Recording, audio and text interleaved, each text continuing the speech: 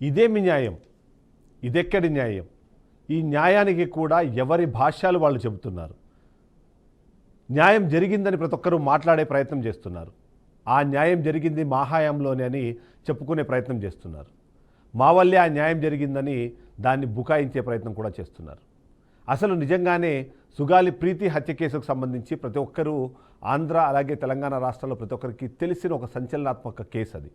ఎందుకంటే 14 ఏళ్ల బాలికని అతి కిరాతకంగా అత్యాచారం చేసి హత్య చేశారన్నది వాళ్ళ కుటుంబ సభ్యుల వాదన. అలా కాదు, ఆత్మహత్య చేసుకున్నారు అనే ఒక మాట వినిపించే ప్రయత్నం చేసింది ఆ స్కూల్ యాజమాన్యం. కట్టమంచి రామలింగారెడ్డి రెసిడెన్షియల్ పాఠశాలలో అమ్మాయి సూసైడ్ చేసుకుంది అంటూ వాళ్ళు సమాచారం ఇవ్వడం కానివ్వండి, ఆ తర్వాత జరిగిన పరిణామాలన్నీ కూడా నాటకీయ పరిణామాలుగా చెప్పాలి. ఒక సినిమాలో ఒక స్క్రిప్ట్ రాసి ఎలాగైతే అందులోని నిందితులను తప్పించేందుకు అవసరమైన పథకాన్ని రచిస్తారో అదే తరహాలోనే మొత్తం ప్లానింగ్ నడిచింది అన్నది వాళ్ళ కుటుంబ సభ్యులు చేస్తున్న ఆరోపణ. ఈ ఘటన జరిగింది ఇప్పుడు కాదు, నిన్న మొన్న కాదు, సంవత్సరమో 2 సంవత్సరాలు కాదు, దాదాపుగా 8 సంవత్సరాల తర్వాత. అంటే అదే ఆగస్టు 18, 19వ తారీఖున, అంటే ఇవాళకి మనం గమనించినా సరే 8 సంవత్సరాల 10 రోజుల సమయం గడిచిన నేపథ్యంలో ఇప్పటికీ కూడా మాకు న్యాయం జరగలేదని ఆ తల్లిదండ్రులు వాళ్ళ బాధను వ్యక్తపరుస్తుంటే, న్యాయం చేసేసామంటూ ఆ జరిగిన న్యాయం మా వల్లే అంటూ ఎవరికి వాళ్ళు దానికి క్లెయిమ్ చేసుకునే ప్రయత్నం చేస్తున్నారు. నిజంగానే న్యాయం అంటే వాళ్లకు ఆర్థికంగా ఏదైనా సహాయం అందడమేనా? వాళ్లకు ఒక ప్రభుత్వ ఉద్యోగం దొరికితే వాళ్ళకి న్యాయం దక్కినట్టేనా? డబ్బులో ఆస్తులో సమకూర్చుకునేందుకు ఒక అవకాశాన్ని కల్పిస్తే దాన్ని న్యాయమని అందామా? అలా అనుకుంటే ఇప్పటిదాకా జరిగిన పరిణామాలేంటి? ఆ తల్లి ఆవేదనకు సమాధానం చెప్పే వ్యక్తులు ఎవరు? ఇప్పటికీ కూడా ఆమె కోరుకుంటోంది ఒకటే, నా కూతురు చావుకు కారణమైన నిందితులు ఎవరైతే ఉన్నారో, నేరస్తులు ఎవరైతే ఉన్నారో వాళ్లను శిక్ష పడేలా చేయండి అని. తన కూతురు హత్య పడింది, అత్యాచారం చేయబడింది. ఆ నేరాన్ని చేసిన వ్యక్తులు మాత్రం ఇవాళ చాలా స్వేచ్ఛగా తిరుగుతున్నారు. కానీ మాకు, అంటే మా కూతుర్ని మేము కోల్పోయిన తర్వాత కూడా మాకు ఇంకా నిబంధనలు ఉన్నాయి, నిరోధాలు ఉన్నాయి. మేము బయటికి వెళ్ళాలంటే కూడా కష్టపడాల్సిన పరిస్థితి, భయపడాల్సిన సిచ్యువేషన్లో మేము ఉన్నామని చెప్పి ఆ తల్లి ఆవేదన వ్యక్తం చేస్తుంది. నిజంగా ఇది ఎక్కడి న్యాయం అని ప్రశ్నించాల్సిన అవసరం ఉంది. ఇదేమి న్యాయం అందించారని చెప్పేసి ప్రతి ఒక్కరూ ఖచ్చితంగా ప్రశ్నించాల్సిన అవసరం ఉంది. ఈ నేపథ్యంలోనే ఇవాళ బీఆర్కే న్యూస్ ఈ కార్యక్రమాన్ని చేపట్టింది. ఈ కార్యక్రమంలో ఈ న్యాయం నిజంగానే జరిగిందా? ఇప్పుడు జరిగిన దాన్ని న్యాయం అందామా? ఆ కుటుంబ సభ్యులు కోరుకుంటున్న న్యాయం ఏంటి? ఆ న్యాయం అందించేంత అవకాశం కానివ్వండి, ఆలోచన కానివ్వండి, పరిస్థితులు కానివ్వండి, వెసులుబాటు కానివ్వండి ప్రస్తుత చట్టానికి ఉన్నాయా? ఈ చట్టాలను ఎవరైతే జాగ్రత్తగా చూడాలో ఆ ప్రభుత్వాలు ఆ చట్టాన్ని నెరవేర్చే అవకాశం ఉందా? ఆ పేరెంట్స్ కోరుకుంటున్న న్యాయం వాళ్ళకు దక్కుతుందా? ఈ విషయంపైన మనము చర్చించే ప్రయత్నం చేద్దాం. మనతో పాటు చింతా రాజశేఖర్ గారు, రాజకీయ విశ్లేషకులు లైవ్లో సిద్ధంగా ఉన్నారు. ఒకసారి తనతో మాట్లాడే ప్రయత్నం చేద్దాం. సార్, నా ప్రశ్న ఒక్కటే, నిజంగానే ఇదెక్కడి న్యాయం? వైసీపీ ఏమో మేము జీవో 37 ద్వారా వాళ్ళకి న్యాయం చేశామని చెప్తుంది. ఆ జీవో 37 రావడానికి కారణమే నేనంటూ ఇవాళ జనసేన అధినేత పవన్ కళ్యాణ్ మాట్లాడుతున్నారు. అదేనా న్యాయం? అంటే ఆ తల్లి కోరుకునే న్యాయం అదే అని అనుకోవాలా మనము? రాజశేఖర్ గారు నమస్తే. చిదంబరం గారు నమస్తే. మీకు బీఆర్కే వీక్షకులందరికీ వెరీ గుడ్ ఈవినింగ్. ఎస్, ఇక్కడ న్యాయం వేరు, నష్టపరిహారం వేరు. న్యాయం అంటే దోషులకి శిక్ష పడటం అనేది న్యాయం. ఎవరైతే ఆ పార్వతి గారు ఉన్నారో, ఆ పార్వతి గారు నాకంటే చిన్నదైనా సరే ఆమెకి చేతులు ఎత్తి మొక్కుతున్నాను. ఆమె పోరాటము, ఆమె అంగవైకల్యం ఉన్నప్పటికీ ఆమె మనోధైర్యం చూస్తే ఏ సైనికుడికో, సరిహద్దు మీద ఉన్న సైనికుడి కంటే తీసిపోకుండా ఆమె పోరాడుతున్నారు. కాబట్టి ఆమె పోరాటానికి అయితే నేను సెల్యూట్ చేస్తున్నాను. దాంట్లో ఆమె పోరాటం, అటువంటి తల్లి ఒక్కొక్క నియోజకవర్గంలో ఒక్కరు ఉంటే చాలు, ఆడపిల్లల వైపు తల తిప్పి చూడాలంటే కూడా అటువంటి తల్లులు ఉంటే అందరూ మనం ఏమైనా పొరపాటు చేస్తే మమ్మల్ని వదిలిపెట్టే అవకాశం ఉండదు అనే భయం ప్రతి ఒక్కళ్ళు కలుగుతూ ఉంటుంది. ఆ తల్లి పోరాటానికి మాత్రం సెల్యూట్.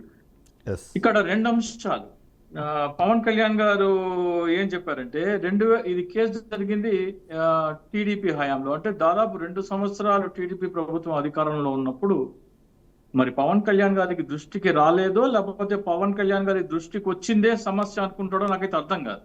ఉమ్, సో ఆయన దృష్టికి 2019, 2024 మధ్యలో వైసీపీ అధికారంలో ఉన్నప్పుడు పార్వతి గారు వెళ్ళి పవన్ కళ్యాణ్ గారిని కలవటం, కలిసిన తర్వాత ఆయన మాట్లాడటం జరిగింది. ఆయన హామీ ఇచ్చారు. హామీ ఇచ్చిన తర్వాత దాన్ని సిబిఐకి అప్పగించాలి అని చెప్తే జగన్మోహన్ రెడ్డి గారు వాళ్ళు సిబిఐకి పంపించ దాన్ని రెఫర్ చేయడం జరిగింది. సిబిఐ వాళ్ళు దాన్ని ఏదో కారణాల చేత, వాళ్ళ దగ్గర సిబ్బంది లేరు అనే కారణాల చేత ఇంతవరకు దాని మీద ఎటువంటి యాక్షన్ అయితే తీసుకున్న దాఖలాలు అయితే మనకు కనబడట్లేదు. ఇక్కడ విషయం ఏంటంటే, ఇప్పుడు ఈ రోజున పవన్ కళ్యాణ్ గారు ఏమంటున్నారంటే, సుగాలి ప్రీతి తల్లి ఆ కేసు నా వల్లే ఇంత ప్రాచుర్యం పొందింది, నా వల్లే వాళ్ళకి కంపెన్సేషన్ దొరికింది అంటున్నారు. న్యాయం దీని మాత్రము ఆ కంపెన్సేషన్ న్యాయం అంటే మాత్రము అంతకంటే దౌర్భాగ్యమైన ప్రజాస్వామ్యం ఇంకెక్కడ ఉండదు. నష్టపరిహారం వేరు, న్యాయం వేరు. న్యాయం వేరంటే దోషులకి శిక్ష పడటం అనేది న్యాయం. నష్టపరిహారాన్ని, న్యాయాన్ని మనము ఒకే కోణంలో ఒకే విధంగా చూడకూడదు. ఇక్కడ విషయం ఏంటంటే, నా వల్లే కేసు హైలైట్ అయిందని పవన్ కళ్యాణ్ గారు జబ్బలు జరుచుకుంటున్నారు. అంతకంటే దౌర్భాగ్యం, అంతకంటే దురదృష్టకరం ఇంకోటి ఏమీ లేదు. అంతకంటే నికృష్టం ఇంకోటి ఉండదు. ఎందుకంటే ఆ తల్లి పోరాటము, ఆ తల్లి ఎక్కిన గడప దిగిన గడప ఏ రోజు కూడా, ఈ ఒక్క రోజు ఎక్కడైనా సరే చిన్న ఆశ కనబడితే వాళ్ళని వెళ్ళి కలవడం జరుగుతుంది. ఆ తల్లి నిరంతరం 8 సంవత్సరాలుగా పోరాటం చేస్తానే ఉంది. పవన్ కళ్యాణ్ గారు టేకప్ చేయకపోతే ఇంకొకళ్ళ దగ్గరికి వెళ్ళేది, సుప్రీంకోర్టు చీఫ్ జస్టిస్ దగ్గరికి వెళ్ళేది, లేకపోతే రామ్నాథ్ కోవింద్ గారి దగ్గరకో, లేకపోతే ద్రౌపది ముర్ము గారి దగ్గరికి వెళ్ళేది, జంతర్ మంతర్లో కూర్చునేది. ఆమె పవన్ కళ్యాణ్ నా వల్లే ఈమెకి ఈ కేసుకి ఇంత ప్రాచుర్యం వచ్చింది అని చెప్పుకుంటే అంతకంటే నికృష్టం, అంతకంటే నీచం ఇంకోటి ఏముండదు. కొన్ని ఫ్యాక్ట్స్ ఇక్కడ చూస్తే, అదే రాజశేఖర్, కొన్ని ఫ్యాక్ట్స్ చూస్తే తను ఏదైతే కర్నూలులో చేసిన ఆ ప్రోగ్రామ్ ఏదైతే ఉందో, ఆ ప్రోగ్రాం తర్వాతనే వైసీపీ ప్రభుత్వంలో చలనం వచ్చింది. ఆ చలనం కారణంగానే ఇప్పుడు మనం మాట్లాడుకుంటున్న నష్టపరిహారం అంటారా, లేకపోతే ఇంకోటి అంటారు, ఆ నష్టపరిహారం అనేది రావడానికి కారణమే పవన్ కళ్యాణ్ అనేది ఇప్పుడు ఆయన క్లెయిమ్ చేసుకుంటున్నారు. కానీ ఫ్యాక్ట్స్ కూడా అలానే ఉన్నాయి కదా. ఎందుకంటే అప్పటి వరకు, అంటే 2017 మీరు చెప్పిన ప్రకారం 2017 ఆగస్టు 18, 19 తారీఖున ఈ ఘటన జరిగింది.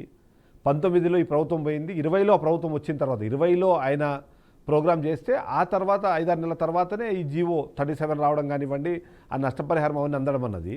సో అంటే ఆ ఒక్క పాయింట్ వరకు ఆయన చేసిన పోరాటం వల్ల వాళ్ళకు లాభం అంటే లాభం అనే పదం వాడకూడదేమో కానీ, బట్ స్టిల్ ఎంతో కొంత వాళ్ళకి సాంత్వన అయితే లభించింది అనుకోవచ్చు అంటారా? లేదండి, లేదు. ఎందుకంటే పవన్ కళ్యాణ్ ఒకవేళ ఆమె తిరస్కరించి ఉంటే, ఆమె కేసు మాట్లాడకపోయి ఉంటే, ఆమె ఆ రోజున ఉన్న రామ్నాథ్ కోవింద్ గారి దగ్గరకో, లేకపోతే ఈ రోజున ఉన్న ద్రౌపది ముర్ము గారి దగ్గరకో వెళ్ళేవారు. ఆమె ఇంట్లో కూర్చునే వ్యక్తి అయితే కాదు. ఆమె నిరంతరం పోరాటం చేస్తూనే ఉన్నారు. న్యాయం జరిగే వరకు ఆమె పోరాటం చేస్తానే ఉంటారు. ఇక్కడ పవన్ కళ్యాణ్ ఒకవేళ స్పందించకపోతే ఆమె పోరాటం అక్కడితో ఆగిపోయేది అని భ్రమల్లో ఉంటే అది పొరపాటు. పవన్ కళ్యాణ్ ప్రతి అంశాన్ని రాజకీయంగా వాడుకోవడం కోసమే చేకప్ చేశారు. ఆయన రాజకీయ పార్టీ పెట్టిన దగ్గర నుంచి ఈ సందర్భం కాదు చెప్పాలంటే, నేను చాంతాడంత లిస్ట్ చెప్తాను. మరి సరే, సుగాలి ప్రీతి అంశం పవన్ కళ్యాణ్ గారి దృష్టికి రాలేదు. రిషితేశ్వరి కేసు ఎందుకు టేకప్ చేయలేదు పవన్ కళ్యాణ్? అది స్టేట్ వైడ్ మొత్తం సెన్సేషన్ అయింది కదా. రిషితేశ్వరి కేసు ఎందుకు టేకప్ చేయలేదు? అంటే మీరు మీ దృష్టికి వచ్చిన కేసులేనా, లేకపోతే మీ దగ్గర ఏమన్నా మీ పార్టీ ఆఫీస్లో ఏమన్నా డిపార్ట్మెంట్ పెట్టారా?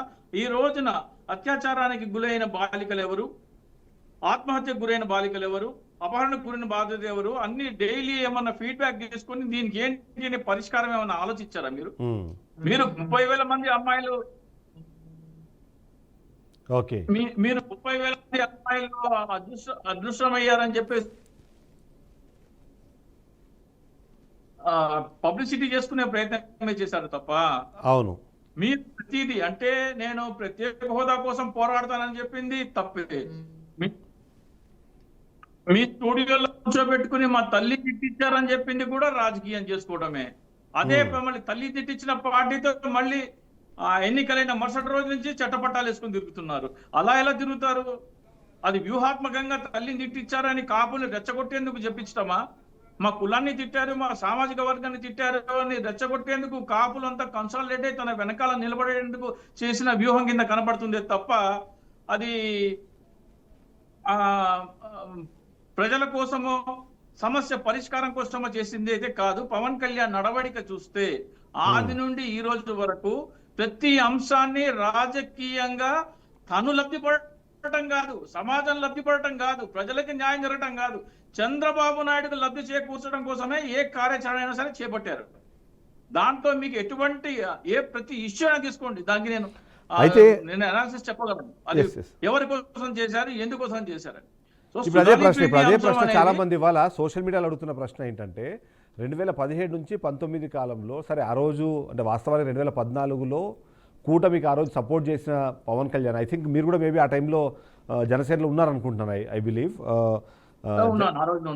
సో 2014 నుంచి 19 దాకా కలిసి వెళ్తామన్నారు, 17 వరకు బయటకు వచ్చారు. బయటకు వచ్చిన నేపథ్యంలో ఈ ఘటన జరిగినా సరే ఆ రోజు ఎందుకు పవన్ కళ్యాణ్ మాట్లాడలేదు అనే ప్రశ్న కన్నా ఈ రోజు మాట్లాడే క్రమంలో కూడా ఆ 17 నుంచి 19 కాలాన్ని ఎందుకు ఆయన మెన్షన్ చేయట్లేదు, డిఎన్ఏ ఏదైతే మ్యానిపులేషన్ జరిగిందనో లేకపోతే దాన్ని నాశనం చేశారనో మాట్లాడుతున్న మాటలు 17 నుంచి 19 మధ్యలోనే జరిగాయని చెప్పేంత ధైర్యం ఎందుకు చేయట్లేదని వాళ్ళ చాలామంది క్వశ్చన్ చేస్తున్నారు, వైసీపీ కూడా అడుగుతుంది. ఇక్కడ విషయం ఏంటంటే సాక్ష్యాధారాలు ఎప్పుడు తారుమారు చేస్తారండి? కేసు రిజిస్టర్ అయిన 2-3 రోజుల్లోనే చేస్తారు.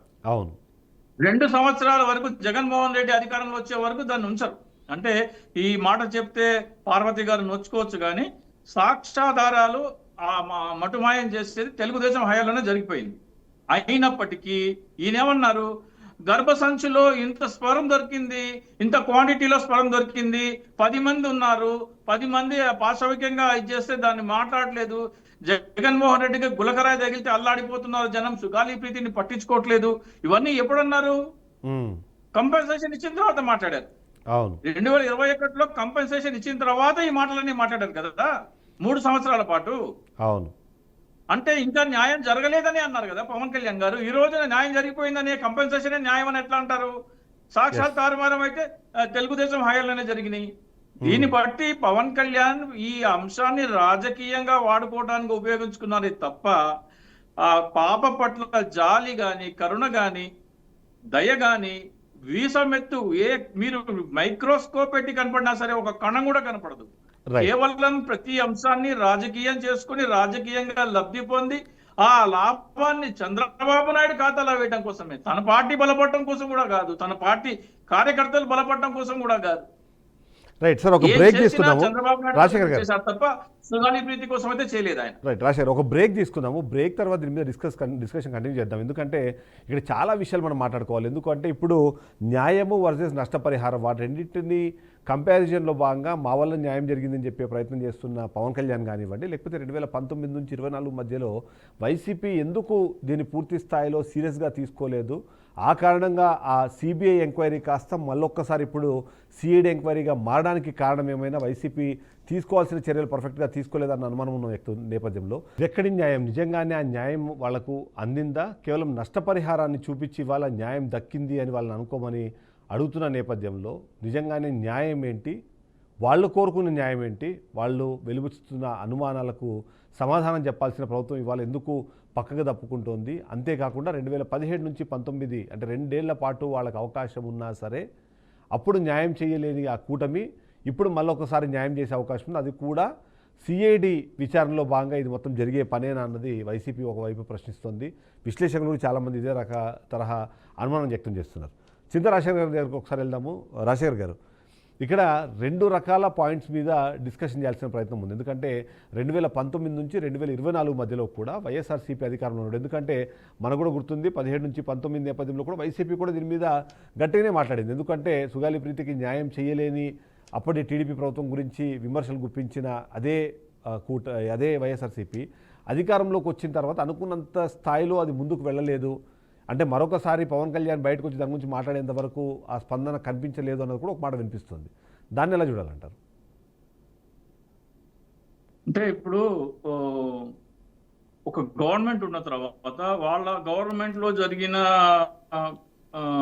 కేసుల మీద ఎక్కువ దృష్టి ఉంటుంది, కానీ పాత గవర్నమెంట్లో జరిగిన కేసులు అన్నీ ఒకటి. అంటే ఇప్పుడు సుగాలి ప్రీతి గారి తల్లి పోరాడుతున్నారు కాబట్టి ఆ విషయం అంతా హైలైట్ అయింది. ఆమెకి న్యాయం జరగాలి, కరెక్టే. కానీ పోరాడలేని పరిస్థితిలో ఉన్న వాళ్ళు, ఎస్, అంటే ఆ తల్లిలాగా పోరాడలేని పరిస్థితిలో ఉన్న వాళ్ళు, రెక్కాడితే గానీ డొక్కాడని కుటుంబాల ఆడపిల్లలు ఎవరైనా అదృష్టమైతే వాళ్ళకి న్యాయం జరగకూడదా?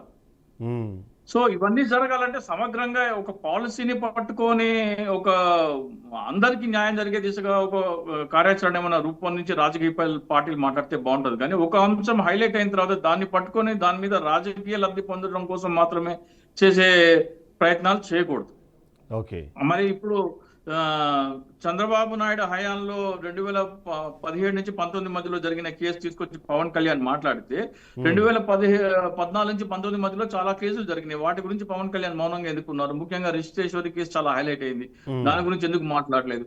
సరే, అలాగే 2019 నుంచి 24 మధ్యలో జగన్మోహన్ రెడ్డి హయాంలో జరిగిన ప్రతి ఒక్క ఆత్మహత్య కేసు, ప్రతి ఒక్క అత్యాచారం కేసు, హత్య కేసు, మహిళల అదృష్టం కేసు తీసుకోమనండి. మరి వై ఓన్లీ పర్టికులర్ కేసు? ఎందుకంటే మీకు అది మైలేజ్ ఇస్తుంది, పొలిటికల్ మైలేజ్ ఇచ్చే కేసు కాబట్టి దళిత గిరిజన బాలిక, దాని మీద పొలిటికల్ మైలేజ్ కి అవకాశం ఉంది, దాన్ని మనం ఎన్కాష్ చేసుకుందామనే తప్పనే తప్ప రైట్, ఏ కోసైనా మీకు పవన్ కళ్యాణ్ లో న్యాయం చేద్దాము, ప్రజాసేవ చేద్దాము అనేది మీకు మైక్రోస్కోప్ పెట్టిగా వెతికినా కనపడదు. రైట్, దాన్ని ప్రతిదీ రాజకీయం చేసుకోవడమే భాగంగానే అది చేశారే తప్ప ఏదైనా సరే ఏ కేసు, ఏ ఇన్సిడెంట్, పవన్ కళ్యాణ్ ప్రతి స్టేట్మెంట్ రాజకీయ లబ్ధి కోసమే తప్ప దానికి నిజమైన పరిష్కారం చేసే చిత్తశుద్ధి కానీ ఏది ఉండదు ఆయన. ఎస్.